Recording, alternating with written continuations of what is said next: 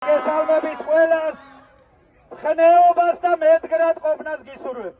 ჩემი შვილი და ყველა პოლიტ-პატიმარი ძალიან მაგრად არიან, სულიერად, ფიზიკურად, ფსიქოლოგიურად ბრძოლის განწყობაზე.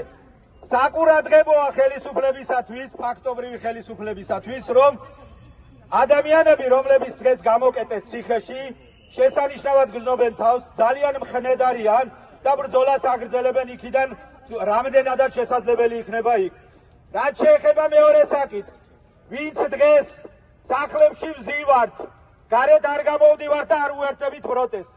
ყველამ იცოდეს, რომ რეჟიმი, დიქტატორული რეჟიმი, რომელიც ყალიბდება და ფაქტობრივად ბოლო ეტაპზეა მისული ჩვენს ქვეყანაში, არავის არ დატოვებს, ყველა შეეხება.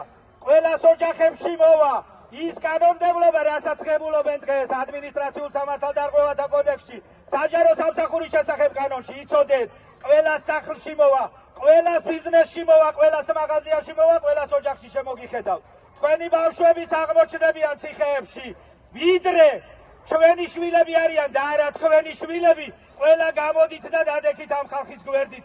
დაგვიანებული იქნება, იცოდეთ, დაგვიანებული იქნება ისე, რომ მერე აღარაფერი აღარ უშველის და მივიღებთ რას ქვეყანას რუსეთისაგენ, ახალგაზრდებს, რომელსაც ტვინი უმუშავებთ გაქცეული ქვეყნიდან და დარჩებიან მონური ფსიქოლოგიის ადამიანები მხოლოდ, რომელიც სკამებისთვის, გულისთვის და კომფორტისთვის იბრძვიან.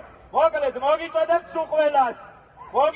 უყველას, ვიდრე თქვენს ოჯახებში მოვა, ვიდრე როგორც ჩვენი შვილები, თქვენი შვილებიც კამერებში აღმოჩნდებიან, უკანონოდ, უსაფუძვლოდ და უსაფუთებლად შეკერილი, შეთითხნილი პროკურატურისა და პოლიციის საქმეების, მანამდე გამოდით და შეუერთდით ხალხს.